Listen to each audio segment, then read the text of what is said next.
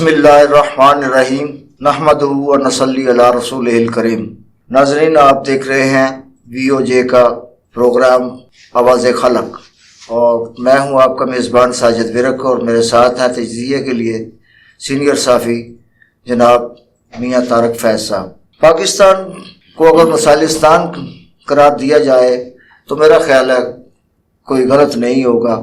پاکستان تقریباً دنیا بھر کے جو مسائل ہوتے ہیں وہ میرا خیال ہے پاکستان میں ہے، خواہ وہ کوئی بھی مسئلہ ہو، وہ آپ کا بنیادی مسائل کے حوالے سے ہو، اجتماعی مسائل کے حوالے سے ہو، یا کسی محکمے کے حوالے سے ہو۔ بہرحال مطلب اتنے مسائل ہیں کہ اس کو حل کرنے میں کوئی مطلب ہے ایسا موقع ہی نہیں ملتا کہ وہ اس کو حل کر سکے۔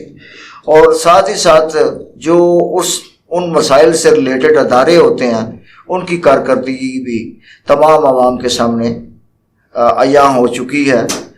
ویسے تو پہلے بھی لوگ جانتے تھے، لیکن اب چند سالوں سے لوگوں کو زیادہ اویئرنیس ہو گئی ہے اور زیادہ لوگ جاننے لگے ہیں، خاص طور پہ جب سے الیکٹرانک میڈیا آیا ہے یا سوشل میڈیا آیا ہے، اور جو چیزیں نیشنل چینلز پہ یا نیشنل جو ہمارا پرنٹ میڈیا ہو اس میں ڈسکس ہونی چاہیے، لیکن وہ ادارے شاید اس وجہ سے کام نہیں کرتے کہ ان کے اپنے مفادات ہیں۔ تو سوشل میڈیا کا اس میں بہت بڑا رول ہے۔ وہ جتنے بھی چینلز ہیں یوٹیوب چینل جس کو کہتے ہیں یا ویب چینل کہتے ہیں، یہ اپنے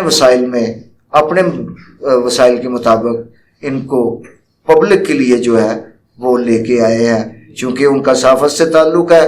تو جب انہوں نے یہ دیکھا کہ جو اشاعتی ادارے ہیں یا مطلب الیکٹرانک میڈیا کے ادارے ہیں وہ صحیح طرح کام نہیں کر رہے، تو انہوں نے مجبوراً اپنے جو ہے ویب چینل شروع کیے ہیں تاکہ وہ لوگوں کی نمائندگی کر سکے۔ اور زیادہ تر ہم لوگوں کا ایسے ہی طبقے سے تعلق ہے جن سے آپ کا تعلق ہے۔ تو پاکستان میں جہاں بہت سارے مسائل ہیں وہاں منشیات کا بڑھتا ہوا رجحان جو ہے وہ بھی بہت تکلیف دہ ہے۔ اس وقت اگر آپ دیکھیں تو نہ صرف پورے ملک میں جگہ جگہ منشیات فروخت ہو رہی ہیں، اور نوجوان نسل جس سے ہماری متاثر ہو رہی ہے، ان کے ساتھ ساتھ جو اس وقت اسکول و کالج اور یونیورسٹی کے طلباء و طالبات جس طرح اس کا شکار ہو رہے ہیں، سوال یہ پیدا ہوتا ہے کہ آخر ان تک یہ چیز پہنچتی کیسے ہے۔ تو یہ سب جاننے کے لیے کہ میں زحمت دوں گا میاں طارق فیض صاحب کو کہ میاں طارق فیض صاحب یہ بتائیں کہ یہ منشیات پاکستان کے اندر تیار ہونے والی نہیں ہیں، اب یہ باہر سے آتی ہیں، ضرور افغانستان کے راستے سے آتی ہیں یا دیگر ممالک سے آتی ہیں، تو یہاں کیسے پہنچتی ہیں اور ان کی روک تھام کیوں نہیں ہم کر پاتے؟ جی میاں طارق فیض صاحب۔ بسم اللہ الرحمن الرحیم۔ صاحب آپ کا آج کا جو ہمارا یہ موضوع ہے منشیات پہ، یہ ہمارے ملک کا ہمارے معاشرے کا ایک ناسور بن چکا ہے کہ ہر تیسرا نوجوان ہے وہ اس کا شکار ہے، اور اس کی وجوہات کیا ہیں؟ اس کی وجوہات کافی زیادہ ہیں۔ سب سے پہلی وجہ جو ہے وہ تو یہ ہے کہ معاشرے کی نوجوان نسل کی بے راہ روی، اور دوسری یہ ہے کہ والدین کی عدم توجہی، کہ یہ جو عمر ہوتی ہے نوجوانی کی، جب بچہ جوانی میں پہنچتا ہے تو والدین کو یہ چاہیے کہ ان کو یہ پتہ ہونا چاہیے کہ ہمارا بچہ کیسی سوسائٹی میں بیٹھتا ہے، کیسے لوگوں میں بیٹھتا ہے۔ تو اس طرح جو ہے وہ والدین اگر اپنی ذمہ داریاں اچھے طریقے سے نبھائیں اور اس بچے کو بتایا بھی جائے، مینٹلی ذہنی طور پر اس کو یہ تیار کیا جائے کہ یہ جو منشیات ہے یا کوئی بھی جو بے راہ روی کا راستہ ہے اس کے کیا منفی اثرات ہیں جو کہ اس کی شخصیت پہ، اس کی فیملی پہ جو ہے نا وہ اثر انداز ہوتے ہیں، ٹھیک ہے۔ تو دوسرے جو ہمارے معاشرتی رویے ہیں وہ بھی بڑا اہم رول ادا کرتے ہیں اس میں، کہ اگر ایک بچہ اس راستے پر چل پڑتا ہے اس کا مطلب یہ ہے کہ اس کو پراپر اپنے گھر سے اپنی فیملی سے اس کو توجہ نہیں مل رہی. صحیح. ٹھیک ہے، وہ فرسٹریشن کا شکار ہوتا ہے جب پھر وہ پوری سوسائٹی میں جاتا ہے، وہ سکون کی تلاش میں نکلتا ہے. سکون کی تلاش میں نکلتے وہ جو ہے نا وہ اس گناہ کی دلدل میں پھنس جاتا ہے. پھر جب اس گناہ کی دلدل میں پھنس جاتا ہے وہاں سے نکلنا پھر اس کے لیے بہت زیادہ جو ہے نا مشکل بھی ہو جاتا ہے، اور وہاں سے واپسی بھی بہت سمجھے ناممکن ہو جاتی ہے. پھر جب والدین کو پتہ چلتا ہے لیکن اس وقت وہ کیا کہتے ہیں کہ پانی جو ہے وہ سر سے گزر چکا ہوتا ہے. جی. تو ان منشیات کے ساتھ ساتھ جب یہ منشیات کے بچے عادی ہو جاتے ہیں، جب ان کو منشیات خریدنے کے لیے کوئی رقم وغیرہ دستیاب نہیں ہوتی تو پھر وہ کیا کرتے ہیں کہ جرائم کا راستہ بھی اپنانا شروع کر دیتے ہیں. لازمی بات ہے جی. دیکھیں نا، انہوں نے پھر اپنا وہ جو لاتوں کو پڑی ہے اس کو تو پورا کرنا ہے. ایک وہ ہوتی ہے جو اس کو پاکٹ منی ملتی ہے گھر سے، دوسرا وہ یہ ہے کہ وہ پھر چوریاں بھی کرے گا، وہ دوسرے بھی راستے اختیار کرے گا. ٹھیک ہے، تو اس نے اپنی وہ جو لات ہے، جو اس کا وہ اپنا نشہ ہے، اس نے اس کو پورا کرنے کے لیے اس کو کچھ بھی کرنا پڑے وہ کرے گا. اس لیے وہ آہستہ آہستہ کیا ہوتا ہے کہ وہ جرائم کی دلدل میں پھنستا چلا جاتا ہے. سوال یہ پیدا ہوتا ہے میاں صاحب کہ یہ منشیات جو ہیں جس میں افیون ہے، افیون جو ہے اس کی کاشت جو ہے وہ پاکستان میں نہیں ہوتی. جی جی. ٹھیک ہے، ایک زمانہ تھا جہاں پہ ہوتی تھی جی، لیکن گورنمنٹ آف پاکستان نے اس جگہ کو انڈسٹریل زون بنا دیا جس کو کہتے ہیں اپنا جدون امازئی. جی جی. تو جدون امازئی میں باقاعدہ انڈسٹریل جو ہے وہ بنا دی گئی اور اس کو وہ تمام ٹیکسز ایگزمپٹ کر دیے گئے. جو بھی انڈسٹریلسٹ وہاں جاتا تھا تو اس کو خصوصی رعایت دی گئی تھی. وہ علاقہ ایسا تھا جہاں پہ کبھی جو ہے اس کی کاشت ہوتی تھی. تو پاکستان میں تو تقریباً یہ جگہ ساری ختم ہو گئی ہیں. پھر اس کے ساتھ ساتھ مطلب دیگر چیزیں ہیں. اب آئس شروع ہو چکی ہے، اب پتہ نہیں کیا کیا ہے، اور اس کا استعمال افیون، چرس، گانجا، پتہ نہیں کیا کیا ہے. تو یہ آخر آتی کہاں سے ہیں، کون لاتا ہے، اور پھر ان کو روکنے والا راستے میں کوئی نہیں ہوتا جو اتنے مطلب شہر تو درکنار مضافاتی علاقوں میں بھی یہ لوگ پہنچ جاتے ہیں. صاحب چیز یہ ہے کہ دیکھیں نا کہ آپ نے یہ سوال کیا ہے کہ اس کو کیسے روکا جا سکتا ہے.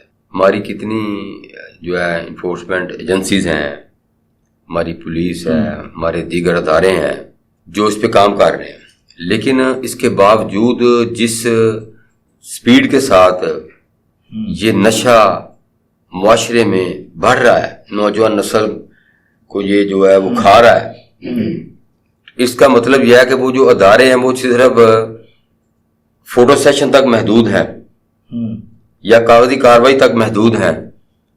عملی طور پر ان کی کہیں بھی کوئی ریٹ نظر نہیں آ رہی.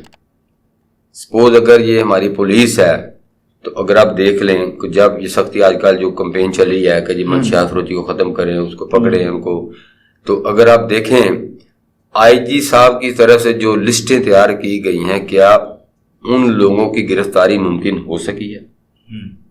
اور اس گرفتاریوں کو ممکن کس نے بنانا ہے؟ وہ علاقہ ایس ایچ او جو علاقے کا تھانہ ہوتا ہے متعلقہ، اس نے اس کو اپنا عمل درآمد کرنا ہوتا ہے، اس نے ایکشن لینا ہوتا ہے.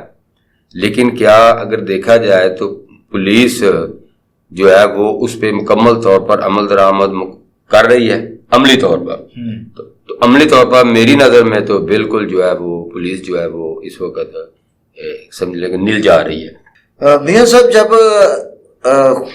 پولیس ہی انوالو ہو اور وہ خود مطلب اس کا کاروبار کر رہی ہے، ابھی ریسنٹلی چند دن پہلے کی بات ہے، سوشل میڈیا پہ آپ لوگوں نے بھی دیکھا ہوگا کہ باقاعدہ وائرل ہوئی ہے ایک ڈی ایس پی جو کہ اسی محکمے سے تعلق رکھتا ہے، جس کا کام ہی اس کو پکڑنا ہے. اس کے گھر سے مطلب آئس بھی برآمد ہوئی ہے، چرس بھی، افیون بھی، اور پھر ایک بہت بڑی رقم بھی बरामद हुई है। तो जब ये लोग खुद कर रहे हैं तो ये रोकथाम कैसे करेंगे? सर साहब, ये तो वो वाकया जो सामने आ चुका है, पता नहीं इस तरह के कितने वाकयात हैं जो कि रुनमा हो रहे हैं। आपकी बात 100% ठीक है कि जब तक इसमें इलाके का की पुलिस मुलव्वस ना हो, इन्वॉल्व ना हो, उस वक्त तक इलाके में ये नशा बिक ही नहीं सकता किसी कीमत पर भी, क्योंकि इसमें ये इनके अपने इंटरेस्टेड होते हैं, इनके अपने इंटरेस्ट होते हैं। इसलिए ये जो है वो लोग खुल्लम खुल्ला, जब किसी से सख्ती होती है, कैंपेन चलती है जी मनशियात फरोशी को रोको, उनको पकड़ो, तो ये जो छोटे मोटे जो बेचारे होते हैं, 2 सिगरेट पीने वाले, 3 सिगरेट पीने, उनको पकड़ के तो ये 9C के पर्चे दे के FIR दर्ज करके अपनी खाना पूरी कर लेते हैं। क्योंकि हाई अथॉरिटी के इनको टारगेट मिलते हैं कि भाई आपने एक हफ्ते में 4 पर्चे देने हैं या 6 FIR देनी है।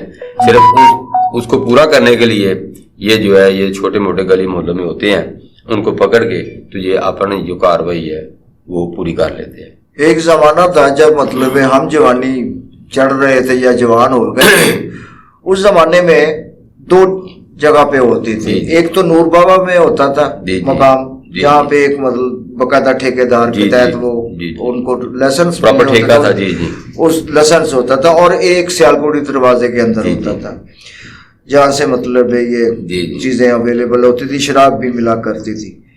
जब शहीद जुल्फकार अली भुट्टो ने 1976 में इस पे पाबंदी आयद की, तो जो चीज उस वक्त मतलब आसानी से मिलती थी और मिल तो आसानी से जाती थी, लेकिन एक मकसूर तबके के लिए उस वक्त भी थी, उस वक्त भी मखसूस तबके के लिए थी। अगर मिसाल के तौर पे कोई अफ्यून इस्तेमाल करता था, चर्स नहीं, अफ्यून जो है उसके इस्तेमाल के लिए बकायदा डॉक्टर की प्रिस्क्रिप्शन चाहिए होती थी, जैसे मेडिसिन के लिए होती है। तो इसी तरह अगर वो शख्स कोई उसका आदी हो चुका है तो उसको वो डॉक्टर जो है ना वो प्रिस्क्राइब करके देता था कि इसकी जान को खतरा हो सकता है अगर ये चीज ना दी जाए, तो उसको एक मखसूस मेडिसिन के तौर पे उसको अवेलेबल होती थी।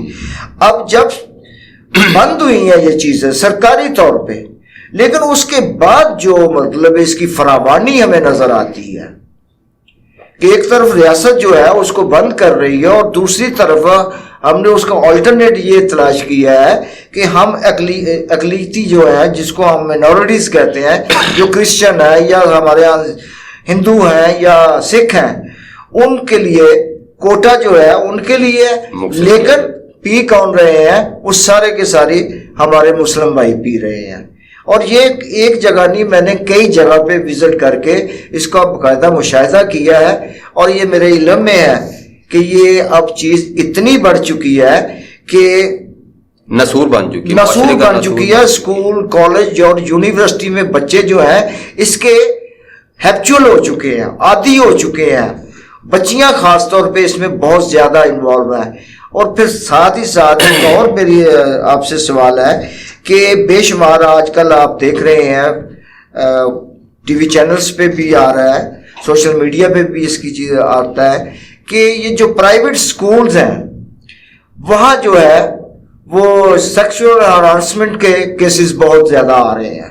तो इनको रोकने में आखिर हमारी स्टेट या हमारा जो रियासती अदारे हैं वो कब काम करेंगे, और नहीं कर रहे तो क्यों नहीं कर रहे? साहिब साहब, इसमें यह है कि देखें कि हमारे तालीमी अदारे, चाहे वो मेल चाहे फीमेल हैं, वो भी इस लानत से नहीं बच सके।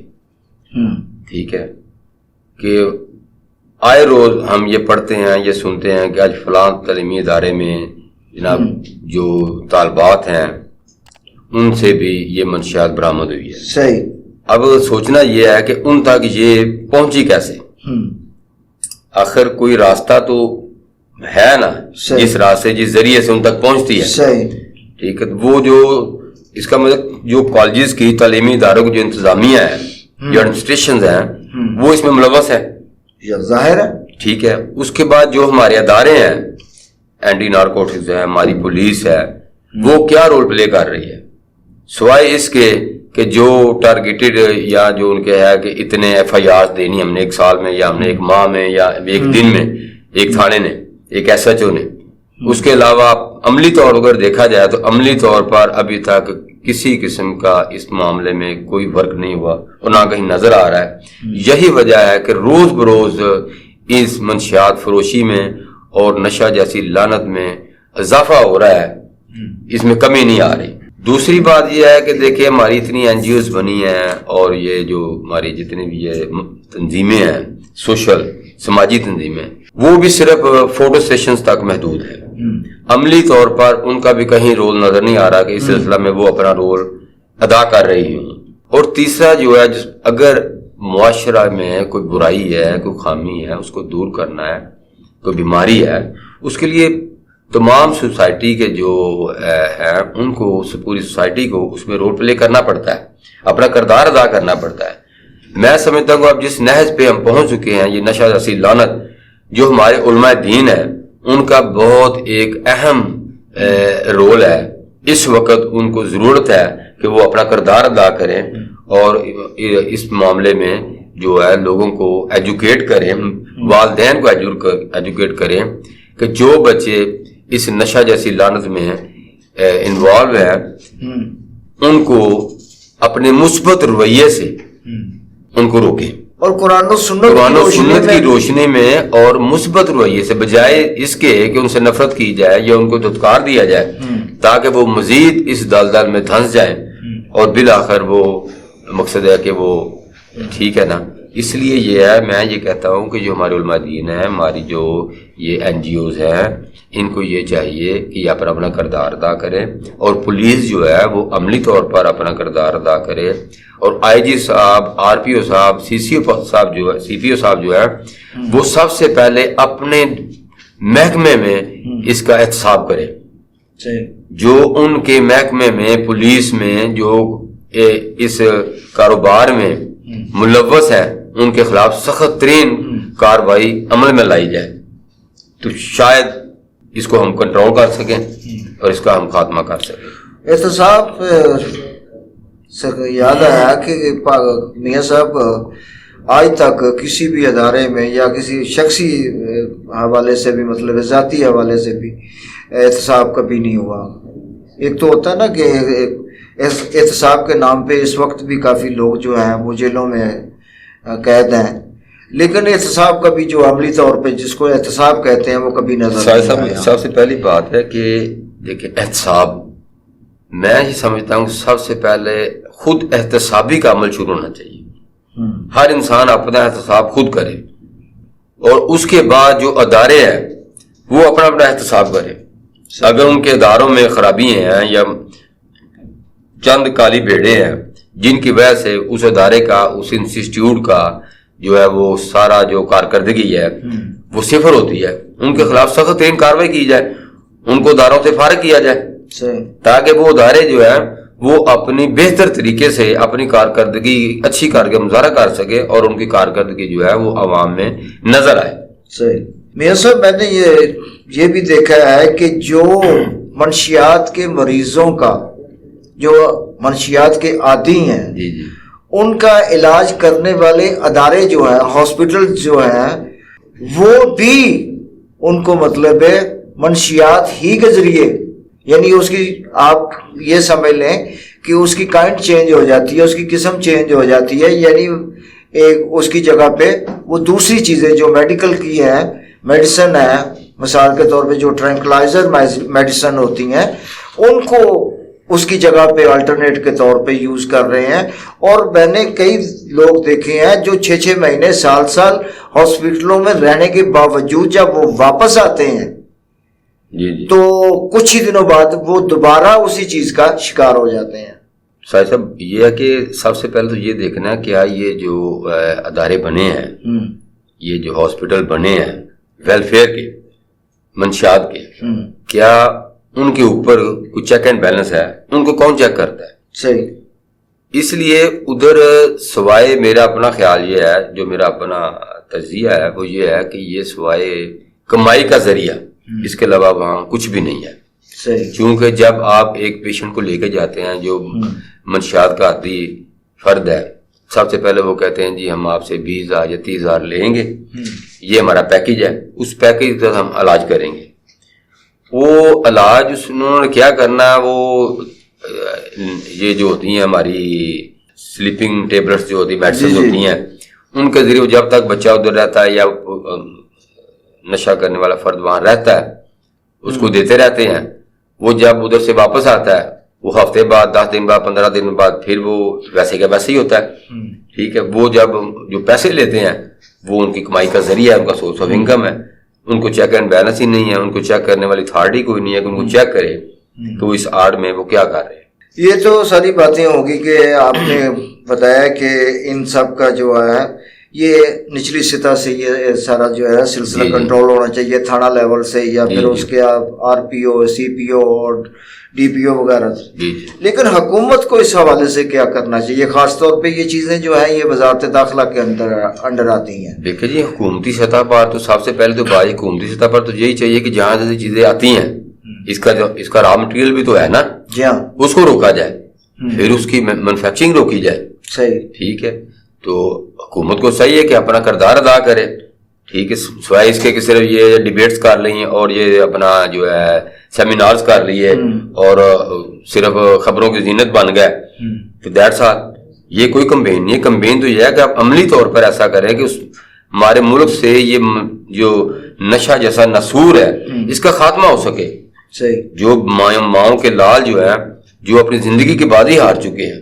یہی سب سے بڑی بات تو یہ ہے کہ جو خاص طور پہ جو سب سے زیادہ لمحہ فکر ہے ہمارے لیے وہ یہ ہے کہ ہماری بچیاں جو ہیں جی وہ اس کی جو ہے عادی ہو رہی ہیں. اور آپ اکثر مطلب آپ کو ارد گرد سے رپورٹ یہی ہے نا کہ اگر یہاں اگر تعلیمی ادارے جو ہیں وہ محفوظ نہیں ہیں جی ہاں اس نشہ جیسی لعنت سے تو اور آپ کدھر کنٹرول کریں گے. صحیح. تو اس کا حل تو پھر اس کا حل یہی ہے کہ سب سے پہلے تو یہ ہے نا کہ اگر حکومتی ادارے اس میں مخلص ہوں، ہماری جو لا انفورسمنٹ ایجنسیز ہیں وہ مخلص ہوں. ٹھیک ہے. تو دوسرا یہ ہے کہ جو علماء دین ہے ان کا یہ اپنا کردار ادا کریں وہ اس سلسلے میں اپنے خطبات میں.